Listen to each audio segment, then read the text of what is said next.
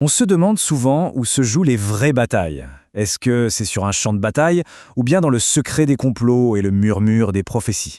Eh bien, alors que Westeros est au bord du gouffre, les derniers moments de paix sont en train de s'éteindre. La guerre, la vraie guerre, est sur le point de commencer. Et voilà, avec ces quelques mots, Rhaenyra met un point final à tout espoir de réconciliation. La guerre n'est plus une menace lointaine, non, c'est une certitude. Le point de non-retour, il est franchi. Mais alors que se passe-t-il vraiment dans les coulisses, entre cette déclaration fatidique et le fracas des premières batailles? C'est justement cette montée en puissance invisible, cette période critique où les destins sont scellés, qu'on va explorer ensemble. Allez, on commence par le camp des Verts. Et là, on a un mélange assez détonnant. La rage complètement aveugle d'un prince et en même temps la logique glaciale d'un maître espion. Tout ça dans une stratégie qui a vraiment des allures de pari désespéré.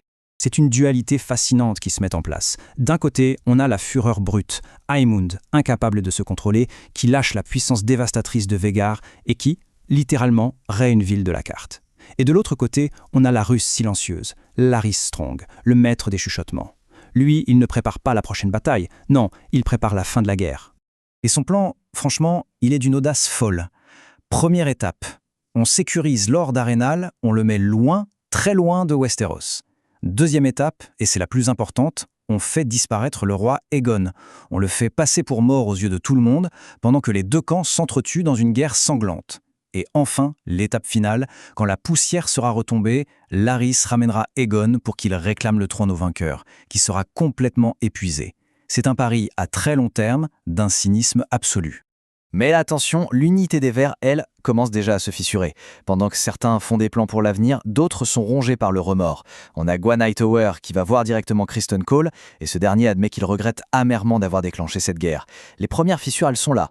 Alicente, sentant peut-être le vent tourner, décide de jouer sa toute dernière carte. C'est une manœuvre désespérée. En grand secret, elle s'aventure en territoire ennemi pour une ultime tentative de paix. Et elle offre l'impensable, la capitale, le trône de fer lui-même. Elle est prête à tout donner, en échange d'une seule chose, que sa famille soit épargnée. La réponse de Rhaenyra est aussi froide et tranchante que de l'acier valyrien. Pour elle, c'est simple, il ne peut pas y avoir de paix tant que l'usurpateur respire. Du sang a déjà coulé et à ses yeux, seule la mort d'Aegon peut laver cette trahison et sécuriser sa couronne. Ce n'est pas une négociation, c'est un ultimatum. À partir de ce moment, la guerre est inévitable. Bon, pendant que ça complote et que ça se déchire chez les Verts, on va voir ce qui se passe de l'autre côté dans le camp des Noirs. Rhaenyra rassemble ses forces, mais elle aussi, elle doit faire face à de nouveaux atouts, mais aussi à pas mal de tensions internes. En fait, c'est un peu le grand écart. D'un côté, une super nouvelle, une victoire éclatante. Rhaena a enfin son propre dragon. C'est un avantage stratégique énorme. Mais de l'autre, les fondations tremblent. Un avertissement glaçant arrive d'Arenal. Daemon, leur meilleur atout militaire, serait-il un traître ? Et dans les rangs, la tension monte, notamment entre les nouvelles recrues comme Ulf et les commandants comme Jess. Et même au sein de la puissante maison Velaryon, Aline de Karen refuse de se réconcilier avec Corlys. Bref, leur camp est puissant, oui, mais sa cohésion est très fragile. Sauf que cette guerre, ce n'est pas qu'une simple affaire d'épée et de stratégie. Non, il y a des forces bien plus anciennes, des échos du destin qui entrent en jeu et qui vont complètement redéfinir les motivations des personnages principaux. Et ça nous amène à la question cruciale concernant le prince Daemon. Guidé par Alys Rivers à Arenal, il se retrouve face à un Baral, un arbre-cœur, et ce qu'il va y voir va absolument tout changer pour lui. Ce qu'il voit, ça dépasse l'entendement. Ce n'est pas juste sa guerre, c'est toute l'histoire de Westeros qui défile sous ses yeux.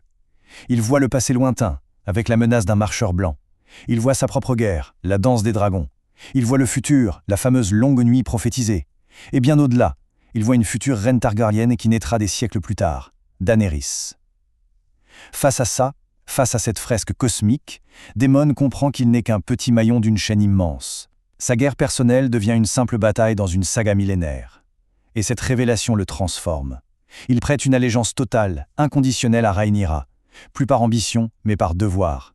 Et c'est intéressant de mettre ça en parallèle avec la vision d'Helena. Elle voit des tragédies personnelles, intimes, la mort de son frère Raymond, mais aussi la victoire finale de son mari Aegon. Sa vision, c'est un fardeau, c'est douloureux. Celle de Daemon, elle est cosmique, historique. Ça lui donne un but qui le dépasse complètement. Deux visions, deux destins qui se dessinent et qui vont influencer chaque camp de manière radicale. Bon, les complots, c'est terminé. Les visions ont été interprétées. Maintenant, il est temps pour le royaume tout entier de prendre les armes. Et c'est là qu'on prend vraiment conscience de l'ampleur du conflit.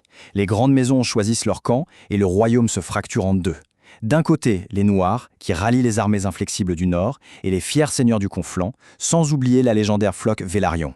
Et en face, les Verts mobilisent toute la richesse des terres de l'Ouest, la puissance du Bief, et ils s'assurent un allié naval redoutable avec la Triarchie.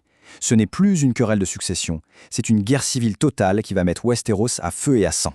Et s'il fallait un symbole pour cette bascule dans le chaos, ce serait lui, Otto Hightower, l'architecte du pouvoir des Verts, le marionnettiste qui tirait toutes les ficelles. Eh bien, il n'est plus qu'un simple prisonnier dans une cellule humide. Les puissants d'hier sont tombés et de nouveaux acteurs, bien plus brutaux, entrent en scène.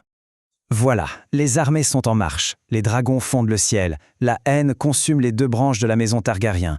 Toutes les pièces sont maintenant en place sur le grand échiquier de Westeros. La seule question qui reste, c'est qui va commettre la première erreur catastrophique? Qui va faire le premier pas qui coûtera des milliers de vies et qui scellera le destin du royaume? La danse des dragons ne fait que commencer.